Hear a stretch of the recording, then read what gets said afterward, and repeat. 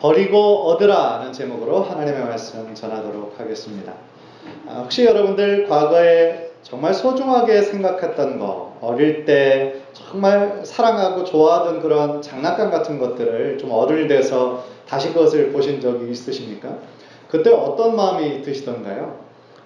구슬치기, 딱지치기, 그때는 정말 이게 최고인 줄 알고 그렇게 모아뒀던 것을 다 큰 이후에 그거를 보면, 야, 내가 뭐 때문에 이런 걸 모아놨나, 내가 왜 이런 걸 좋아했었나, 그런 생각이 아마 들 겁니다. 사실 그거는 자연스러운 반응인 거죠. 굉장히 당연스러운 반응이고, 우리가 커가면서 우리들의 생각이 달라지고 우리들의 가치관이 달라지잖아요. 만약에 어렸을 때 가졌던 그 생각, 그 가치관이 그대로 간다면 그것이 뭔가 잘못된 것이겠죠. 생각해보면 우리들의 생각과 가치관을 크게 변화시키는 것은 어떤 특별한 지식보다는 우리가 체험하게 되는 어떤 체험 같습니다. 예를 들면 저 이제 40대 중반인데 종종 주변에서 그런 소식 들리거든요. 갑작스럽게 이렇게 죽는 그런 친구들 이야기를 들으면 정신이 번쩍 나죠. 번쩍 나고, 야, 내가 벌써 이런 걸 걱정할 나이가 됐나. 그렇게 생각하면서 인생을 되돌아보게 되는 그런 기회가 되기도 하고요.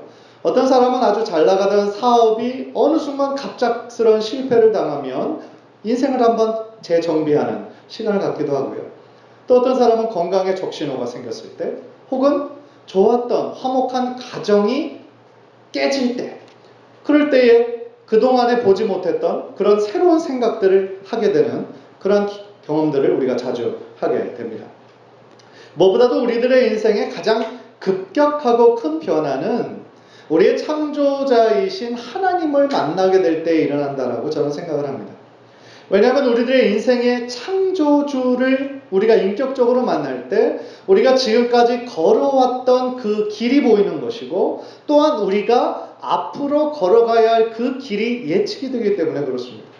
만약에 우리가 예수님을 인격적으로 만났음에도 불구하고 우리가 지금까지 살아온 인생에 대해서, 또한 앞으로 살아갈 인생에 대해서 진지하게 생각해보지 않으셨다고 한다면 그것은 아직 예수님을 만나는 그 만남의 깊이가 굉장히 피상적이라고 할 수 있습니다. 진지하게 생각해봐야죠. 오늘 본문의 바울도요, 예수 그리스도, 무엇보다도 부활하신 예수 그리스도를 만나고 인생이 180도 완전히 달라진 사람 중에 대표자가 바로 오늘 바울입니다. 간절히 바라기는 오늘 바울의 신앙 고백을 통하여서 또한 우리들의 삶을 다시 한번 생각해보고 바울에게 일어났던 그러한 참된 변화가 또한 우리들의 삶 가운데도 동일하게 일어나기를 주님의 이름으로 간절히 축원합니다. 우리가 처음으로 오늘 본문을 통해 깨닫는 것은요, 바울은 한때 굉장히 잘 나가던 사람이었다는 거예요. 육체적으로 자랑할 것이 굉장히 많았습니다. 4절을 보시면, 그러나 나도 육체를 신뢰할 만하며 만일 누구든지 다른 이가 육체를 신뢰할 것이 있는 줄로 생각하면 나는 더욱 그러하니라. 무슨 얘기입니까? 우리 지난주 계속 얘기하지만 빌립보 교회 안에 자신의 어떤 혈통을 자랑하고 육체를 자랑하는 사람들이 있었어요. 그래서 예수님이 그 구원, 그 복음 이외에 다른 것이 너희들에게도 필요한데 그것이 할례다. 이렇게 고집하고 잘못된 가르침을 전하는 사람이 있었죠. 잘못된 거예요. 예수 그리스도의 복음만으로 충분하죠. 그런데 그렇게 자신들의 육체를 자랑하는, 할례를 받은 것을 자랑하고 순수 혈통인 것을 자랑하는 사람들이 있었죠. 그러니까 바울이 그렇게 얘기하는 거예요. 너희들 아직도 그런 것들을 자랑하니? 나 실제 그런 걸로 따지면 내가 진짜 그런 게 많은 사람이야. 그래서 이제 그런 것들을 일일이 열거하는 겁니다. 그런데 그것의 목적이 자랑이 아니에요. 나도 한때는 그런 것에 목숨 걸고 살았다. 이제 그런 얘기인 것이죠. 그는요, 진짜로 부모로부터 일단 형통적으로 물려받은 것들이 굉장히 다른 사람에 비해서 탁월했어요. 그래서 5절 보면 나는 8일 만에 할례를 받고 이스라엘 족속이요 베냐민 지파요 히브리인 중에 히브리인이요 율법으로는 바리새인이요 쭉 이렇게 나열하잖아요. 그러니까 이스라엘 사람들이 특별히 중요하게 생각하는 것이 혈통의 순수성이에요. 자기 조상, 아버지 쪽, 엄마 쪽 그 어느 누구도 이방인들이랑 섞이지 않은 순수 혈통, 굉장히 중요하게 생각을 해요. 그래서 어떤 중간에 개종한 사람들, 중간에 유대교로 기독교로 개종한 사람들은 어느 한쪽이든 사실은 좀 이렇게 섞인 그 사람들이 있기 마련이잖아요. 그런데 바울은 절대로 그렇지 않다. 순수 혈통이다. 그걸 지금 얘기하는 거예요. 그래서 자신이 베냐민 지파라고 밝히는 것도요, 사실은 베냐민 지파가 숫자적으로는 크지 않은 작은 지파예요. 그런데 이스라엘 백성들이 굉장히 아주 중요하게 생각하는 지파가 베냐민 지파입니다. 왜냐하면 이스라엘의 초대왕 사울이 베냐민 지파 출신이에요. 여러분들 아시죠? 그리고 또요, 이스라엘이 북이스라엘과 남유다로 갈라졌잖아요. 그때 남유다가 어떻게 보면 정통성이 있는 그 곳이었죠. 왜냐하면 다윗이 그곳에서 쭉 있었잖아요. 북이스라엘은 10지파, 남유다에는 2지파가 있었어요. 하나는 유다고 또 하나는 베냐민이에요. 그러니까 나중에 이스라엘이 생각해 볼 때 다윗 왕조가 늘 꿈에 그리는 이상적인 왕조라고 생각하는데 다윗 왕을 한 번도 배반하지 않고 끝까지 지킨 지파, 베냐민 지파인 거예요. 그래서 바벨론 그 유수 때도 포로기 때도 다시 돌아와서 유다 지파와 베냐민 지파가 굉장히 중요한 역할들을 감당했어요. 그러니까 베냐민 지파 출신이라는 것이 그들에게는 자랑인 것이죠. 오염되지 않은 순수 혈통 지파였던 것입니다. 또 8일 만에 할례를 받았다라고 하는 것도요, 이것도 혈통적인 수수성을 강조하는 거예요. 왜냐하면은 제가 방금도 말씀드렸잖아요. 아버지 쪽, 어머니 쪽, 그 어느 쪽도 무엇인가 섞였다면은 사실은 8일 만에 할례를 받을 수가 없어요. 조건이. 그래서 여러분들 이삭의 이복형 기억하십니까? 이스마엘이라고 하는 사람은 8일 만에 할례를 받지 못했고 13살 되던 해에 할례를 받았어요. 이스마엘의 그 후손들은 계속 13살에 할례를 받았어요. 그 얘기는 뭡니까? 난지 8일 만에 할례를 받았다는 것은 그만큼 혈통적으로 순수한 이스라엘 중에 이스라엘이요, 지파 중에 지파고 그게 바로 나다. 이제 그런 얘기인 겁니다. 학식은 어떻습니까? 그때 당시 바리새인은 굉장히 존경받는 그런 무리들이었고요. 많지 않았어요. 소수의 그런 굉장히 전통적이고 하나님의 말씀을 그 말씀 그대로 믿는 그런 사람들이었고 그 중에서도 가장 지식이 특별하기로 이름난 사람이 가말리엘이라고 하는 사람이었습니다. 요즘 말로 따지면 뭐 하버드대나 프린스턴 대학교의 석좌 교수 같은 사람이죠. 그래서 그 사람 문화생이었다라고 하는 것은 그것만으로도 엄청난 특권이고 자랑이 되는 거예요. 그것뿐입니까? 율법의 의의로는 흠이 없다라고 그랬어요. 유대 백성들 다 율법을 지키려고 그렇게 노력하는데 그래도 사람이니까 한두 가지씩 뭐 몇 가지씩 다 범할 거 아닙니까? 그런데 율법의 의의로 자기가 흠이 없다고 자신 있게 얘기하는 거예요. 그것뿐입니까? 또 그 자기가 가지고 있는 신앙에 대해서 얼마나 열정이 있었는지 몰라요. 그래서 그 열정이 얼마나 특심했는지 그 기독교를 박해한 이유가 그것이 자기네들의 유대교의 기준으로 봤을 때는 이단 같은 거였죠. 그 당시에. 기독교는 메인 종교가 아니었어요. 메인 라인이 아니었죠. 그러니까 이단들과 같은 그런 작은 종교, 예수를 믿는 그런 것이라고 생각하니까 핍박하고 박해하는 것이 하나님께서 칭찬하실 일이라고 생각했던 거예요. 그래서 다른 사람들처럼 믿은 것이 아니라 그 기독교를 믿는 사람들을 박해하러 일부러 찾아다니고 때리고 죽이고 그렇게 믿던 사람이 바로 그 바울이었다라는 거예요. 그래서 제가 방금 설명드린 이 위의 모든 것은 다 자신의 의의를 드러내기에 최고의 자랑거리였던 것이죠. 왜냐하면 그 어떤 바리새인보다도 더욱더 철저하게 율법을 지켰고 흠이 없는 사람이었기 때문인 것이죠. 사실 별로 가진 것이 없는 사람이 내려놓는 것보다 그 모든 것을 다 가지고 있는 사람이 내려놓는 게 훨씬 힘들어요. 왜 그렇습니까?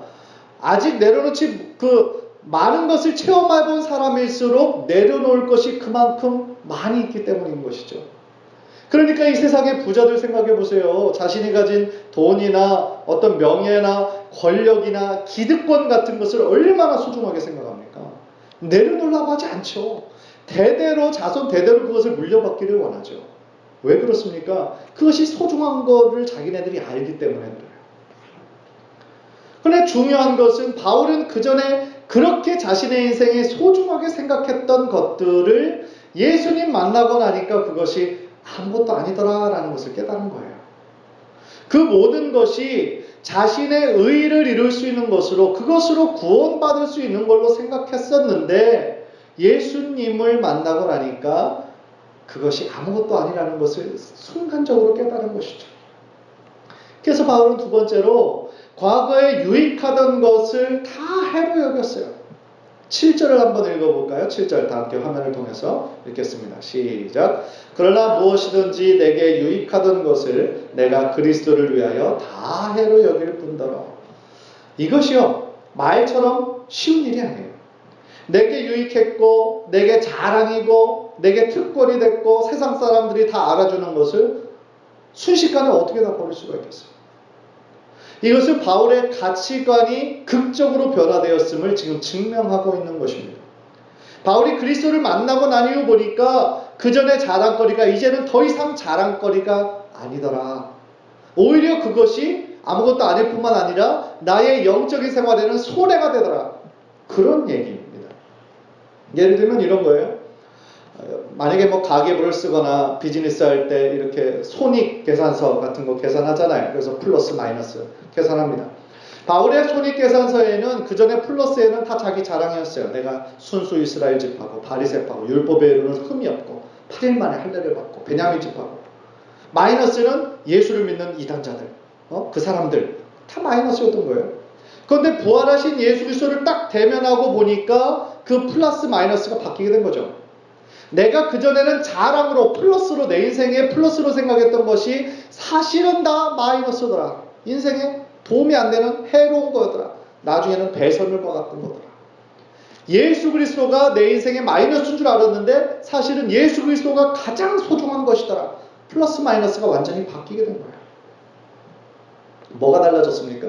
그의 생각, 그의 가치관, 가장 소중하게 생각했던 것들이 바뀌게 된 것이죠. 8절을 한번 보십시오. 8절. 또한 모든 것을 해로 여기면 내 주 그리스도 예수를 아는 지식이 가장 고상하기 때문이라. 내가 그를 위하여 모든 것을 잃어버리고 배설물로 여기면 그리스도를 얻고. 그가 그렇게 소중하게 생각했던 것을 다 버린 후에, 다 내려놓은 후에 그가 무엇을 새롭게 얻었는지를 말씀하고 있죠. 그것은 바로 주 예수 그리스도를 아는 지식입니다. 그것보다 더 고상한 것이 없다라는 거예요. 그 지식은 단순히 머리의 어떤 지식이 아니라 체험적인 지식이죠. 그리고 실제적인 지식이죠. 생각해 보십시오. 세상에 어떤 지식이 우리를 죄의 문제로부터 해결할 수 있습니까? 그러나 예수 그리스도를 아는 지식, 예수 그리스도를 만나는 그 만남이 우리를 죄의 모든 문제로부터 완전히 해결해 주시는 거죠. 우리를 구원해 주시는 거죠. 우리의 인생을 바꿔주시고 새롭게 해주시는 것은 오직 예수 그리스도를 아는 지식, 그거밖에 없다라는 거예요. 따라서 바울은 그 사실을 알았기 때문에 그 전에 그렇게 소중하게 생각했던 것을 마치 배설물처럼 버렸다. 그렇게 말하고, 또 중요한 것은 그것을 현재형 동사로 말하고 있어요. 무슨 얘기냐면 그 전에 과거에 한 번, 두 번 버린 것이 아니라 계속 지속적으로 버린다라는 뜻인 거예요. 사실 사람의 마음이라는 것이 참 묘합니다. 아무리 좋은 것을 우리가 새롭게 알았다라고 할지라도 시간이 지나면 자꾸 과거에 했던 것을 그리워하는 경향이 있어요. 더 좋은 것을 우리가 누리고 있음에도 불구하고 그때가 좋았지, 그때가 참 내가 좀 잘 나갔었고, 그런 것들을 자꾸 생각하는 거죠. 그러나 바울은 예수를 위하여 모든 것들을 다 버렸어요. 그리고 다시는 후회하지 않았어요. 그래서 과거의 모든 것들을 계속 지속적으로 버린 거예요.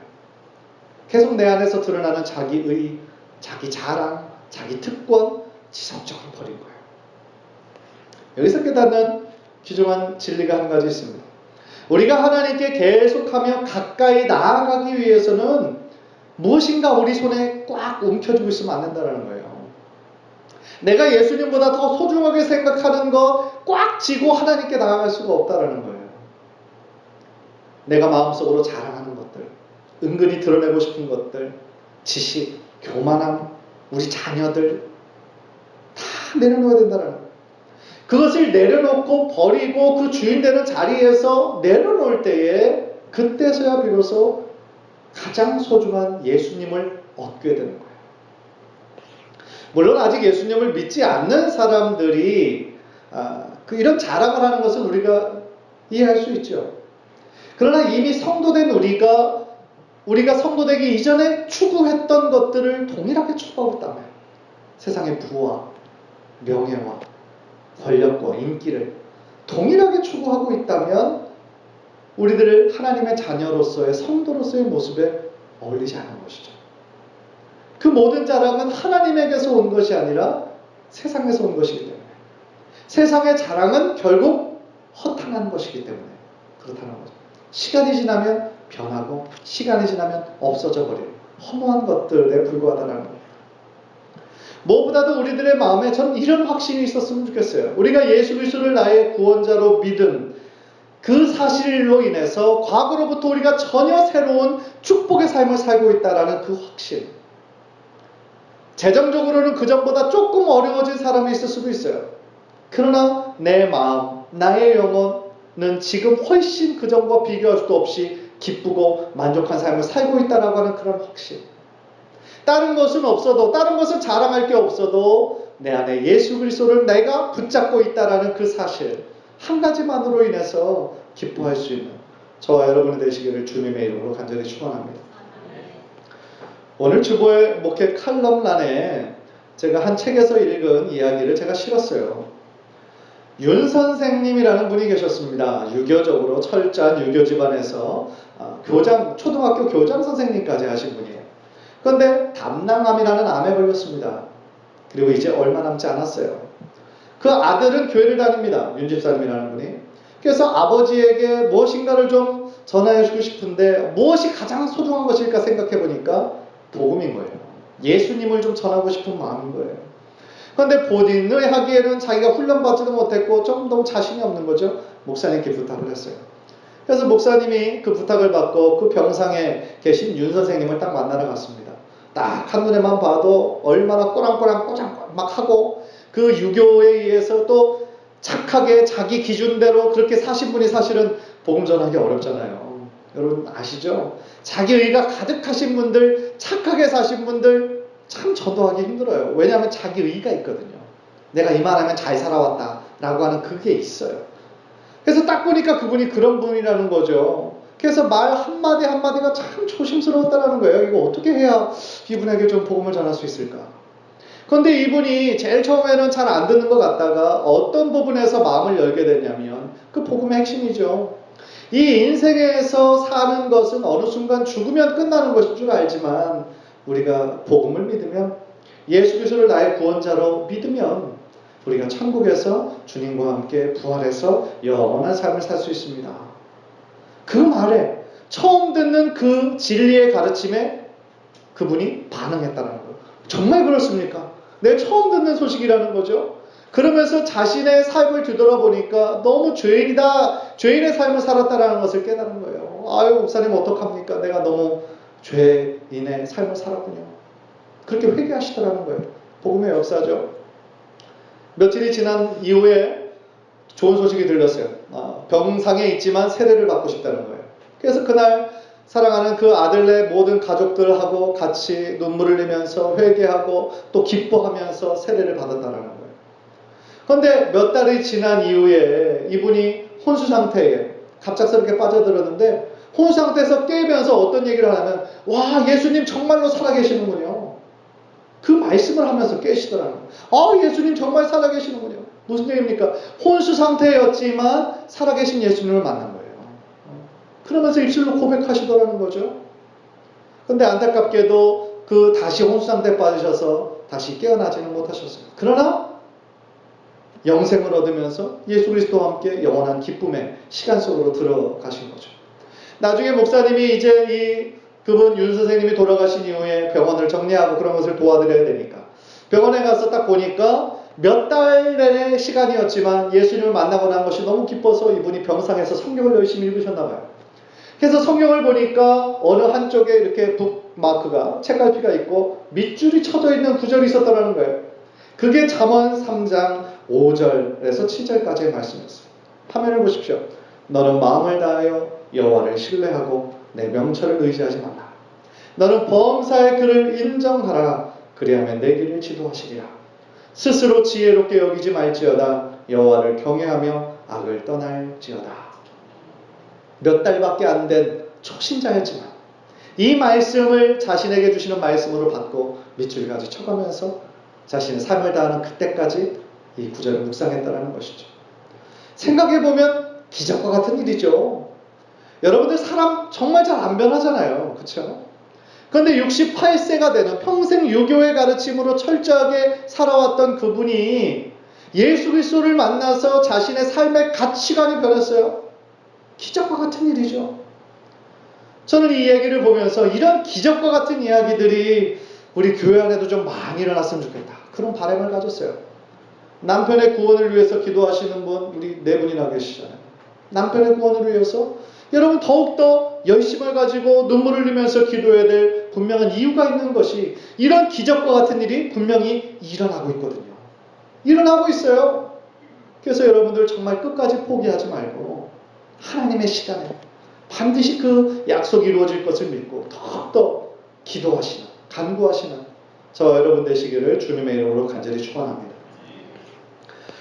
마지막으로 바울은요, 이 본문에서 무엇을 얘기하고 있냐면 세상의 자랑을 버리고 예수 그리스도를 붙잡으라는 거예요.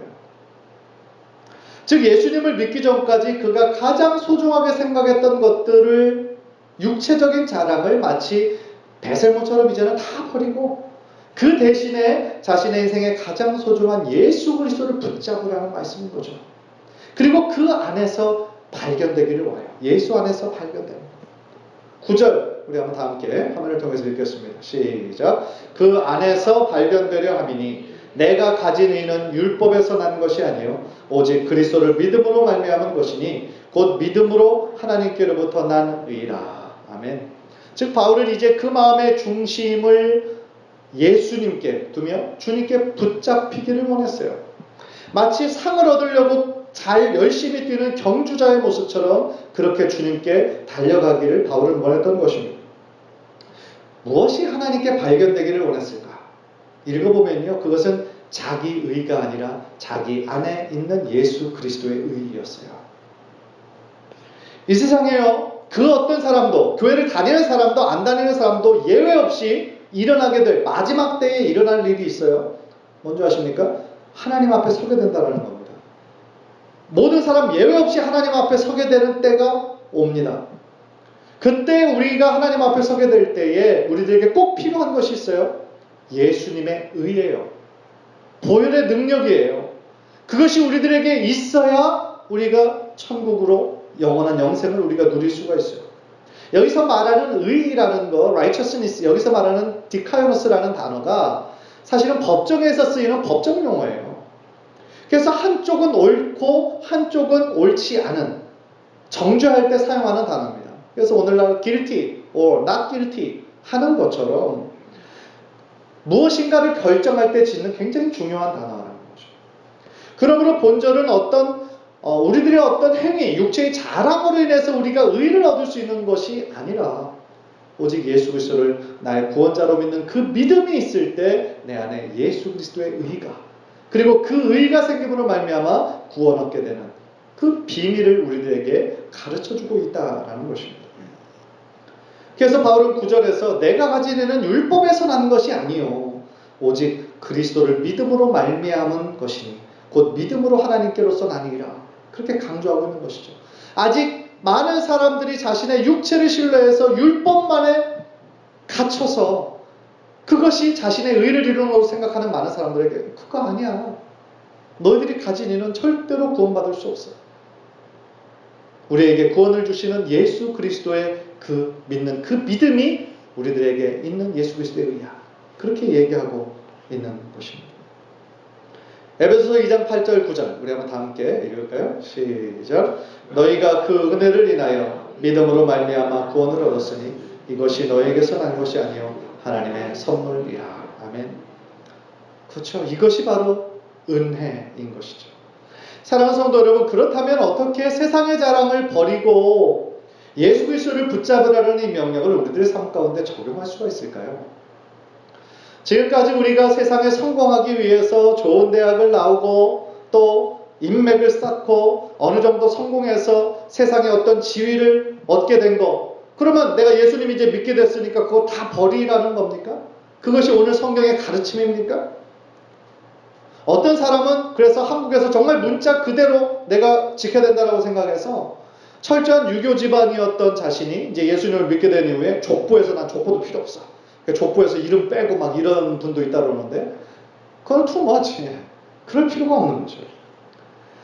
왜냐하면 오늘 본문에서 바울이 지금 강조하는 것은 뭐냐면 가치관의 변화예요. 우리들의 인생의 가치관의 변화. 예수 그리스도를 만나기 전까지는 오직 세상의 성공만을 위해서 세상의 자랑거리들을 중요시하며 살아왔던 그런 인생들을 순식간에 버리라는 것이 이 말씀의 핵심이 아니라 그 과거의 자랑거리들을 이제는 내 안에 새롭게 좌정하시고 주인 되신 예수 그리스도 중심으로 다시 재평가해야 된다는 거예요. 내 인생에 소중하게 생각했던 그 모든 것들을 이제는 예수 그리스도의 시각으로 예수 그리스도 중심으로 재평가하는 일이 있어야 된다는 거예요. 그래서 그전에는 그 중심에 성공과 물질과 인기와 명예가 있었다면 이제는 그 자리를 내어버리고 그 자리에 주인 되신 자리에 예수 그리스도를 모시는 거죠. 다시 말하면 이런 거예요. 그전엔 내 삶의 유일한 목적이었어요. 성공이, 잘 나가는 게. 그러나 이제는 그 모든 것들을 나의 인생인 예수 그리스도를 전하는 것의 수단으로 삼는 거죠. 그전에는 목적이었어요. 그러나 이제는 수단이에요. 예를 하나 들어보죠. 바울 시대에 로마 시민권은 굉장히 파워풀한 거였어요. 요즘 미국 시민권보다 훨씬 더 파워풀하고 영향력이 있었던 것이 당시 로마 시민권입니다. 그래서 어떤 사람들은 그 로마 시민권을 정말 수없이 많은 돈을 주고 사기도 했어요. 그런데 바울은 날 때부터 가지고 있었던 사람이죠. 그런데 그가 예수님을 만나고 복음이 가장 소중한 것을 깨닫고 난 이후에 그것을 버렸습니까? 그렇지 않아요. 그 로마 시민권을 복음을 전하는, 효과적으로 전하는 일에 도구로 사용했어요. 다른 사람에게는 목적이었던 것이 바울에게는 수단이 된 거죠. 이 차이를 잘 여러분들 아시기를 바랍니다. 한국의 한 장로님이신데요. 병원에서 의사를 하시는 분의 간증을 제가 며칠 전에 본 적이 있어요. 그분이 이제 그 서울의 한 지역에서 굉장히 아주 실력이 있다라는 좋은 평판을 얻었어요. 그래서 많은 사람들이 그분에게서 수술을 받으러 오신다고 그래요. 그런데 이제 이분은 좀 특이하게 수술실에서 수술하기 전에 계속 찬송가를 트시는 거예요. 그런데 이제 찬송가를 튼다라는 것이 물론 뭐 크리스천들에게는 더없이 좋은 것이지만 다른 종교 믿는 사람들도 많이 있잖아요. 뭐 불교 신자도 있고 뭐 다른 신자도 있고. 그래서 꼭 그렇게 물어본다라는 겁니다. 그래서 수술하기 전에 아유 이 음악 어떠세요? 이 노래 괜찮으세요? 이렇게 물어본다는 거예요. 그런데 신기하게 그 어떤 사람도 아유 나는 불교 신자니까 이거 꺼주세요 라고 얘기하는 사람을 지금까지 못 봤다라는 거예요. 아유 다 좋습니다. 아유 마음이 평안해집니다. 그러더라는 거예요. 그때 어느 날은 진짜로 스님 한 분이 오셨다는 거예요. 스님 한 분이. 그래서 이제 수술 받으러 이렇게 누워있는데 아유 어떻게 이 음악 괜찮으십니까? 이게 물어보니까 그분이 하시는 말씀이 아유 뭐 처음 듣는데 마음이 아주 평안해지고 좋습니다. 그러더라는 거죠. 그분이 의사 선생님 장로님이 그렇게 하시게 된 계기가 있더라고요. 교회에서 전도폭발 훈련을 받았는데 어떻게든 그 복음을 전할 수 있는 그 통로와 수단을 좀 생각을 할 때에 수술실에 수술 받으러 오는 사람들의 마음이 사실은 대부분 다 굉장히 약해져 있잖아요. 만약이라는 게 있으니까. 그래서 그걸 대비해서 굉장히 무엇이라도 붙잡고 싶은 마음이 있다라는 거죠. 근데 그때 수술실에서 듣는 그 찬송의 그 한 가사가 어떻게 보면 그분들에게 큰 힘이 된다는 거예요. 크리스찬들에게는 더더욱 더 위로가 될 뿐만 아니라 크리스찬들이 아니라 할지라도 그분들에게도 위로가 됩니다. 그래서 그거를 통하여서 복음을 전할 수 있는 어떤 통로로 그렇게 사용하시더라는 거예요. 참 멋진 이야기더라고요. 얼마나 아름다운 일입니까? 우리가 하고 있는 일도 마찬가지라는 거예요. 우리가 이민사회에서 우리가 하고 있는 일이 무엇이라 할지라도 그 일이 우리들의 삶의 목적이 아니라 우리들의 인생에 가장 귀하신 예수님을 전하기 위한 주님의 사랑을 전하기 위한 수단이 되어질 때 우리들의 귀한 일 모든 행위가 하나님 앞에 영광이 될 줄 믿습니다. 간절히 바라기는 우리가 자랑할 거 아무것도 없어요. 그죠? 우리가 자랑할 거 오직 예수 그리스도 뿐입니다. 혹시 내 안에 아직도 포기하지 못하고 내려놓지 못하고 예수님보다 더 소중하게 생각하는 것이 있다면 그런 자리를 이제는 좀 내려놓고 오직 예수님만을 여러분의 삶의 참 주인으로 모시고 그 말씀대로 순종하며 사시는 저와 여러분 모두 되시기를 주님의 이름으로 간절히 축원합니다. 우리 한번 기도하겠습니다.